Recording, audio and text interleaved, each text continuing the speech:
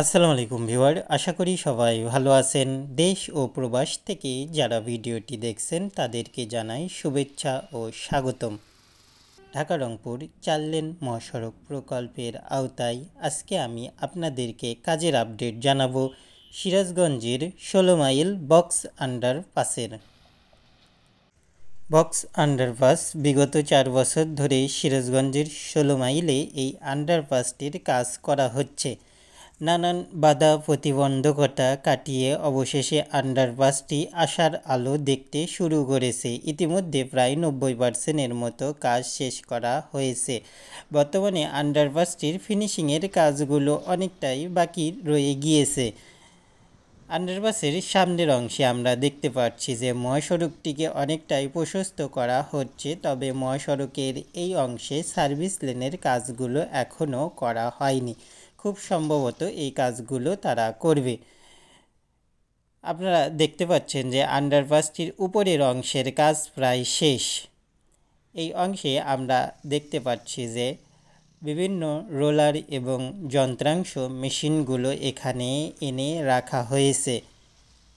এই রোলার এবং যন্ত্রাংশগুলো রাস্তার কার্পেটিংয়ের কাজে ব্যবহার করা হয়।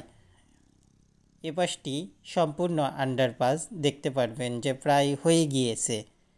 ফিনিশিংগুলো বাকি রয়েছে, বিশেষ করে এই দিকের অংশে অর্থাৎ উপরের অংশের যে ঢালাইগুলো রয়েছে সেই ঢালাইয়ের ময়লাগুলো কিন্তু পরিষ্কারের কাজ ইতিমধ্যে করা হচ্ছে। আশা করা যাচ্ছে যে বিগত 5-6 দিনের মধ্যে আন্ডারপাসটি খুলে দেওয়া হবে।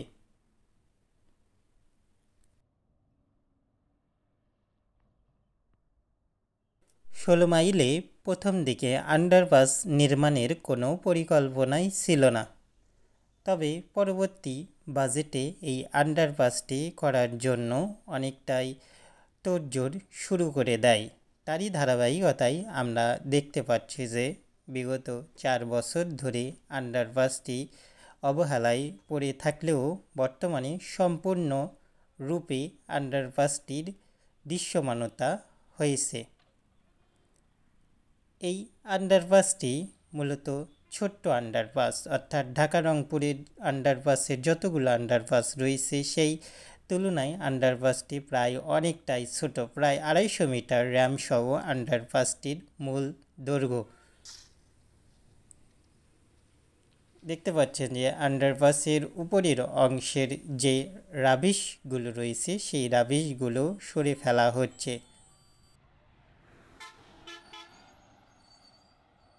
রংপুর মুখিরামে আমরা দেখতে পাচ্ছি যে সার্ভিস লেন দিয়ে গাড়িগুলো চলাচল করছে। যেহেতু মূল আন্ডারপাসটি বর্তমানে বন্ধ, সেহেতু গাড়িগুলো সার্ভিস লেন ব্যবহার করছে। আশা করা যাচ্ছে যে 4-5 দিনের মধ্যে এই আন্ডারপাসের উপর দিয়ে গাড়িগুলো চলাচল করবে। এপাশটির সার্ভিস লেন অনেকটাই বড় করা হয়েছে। এই সার্ভিস লেনেরও বেশ কিছু কাজ কিন্তু বাকি রয়ে গিয়েছে এমনটি লক্ষ্য করছি। বিশেষ করে দুই পাশে আরও অতিরিক্ত জায়গা নেওয়া হয়েছে এবং এই অতিরিক্ত জায়গাগুলোকে ঢালাই করা হবে।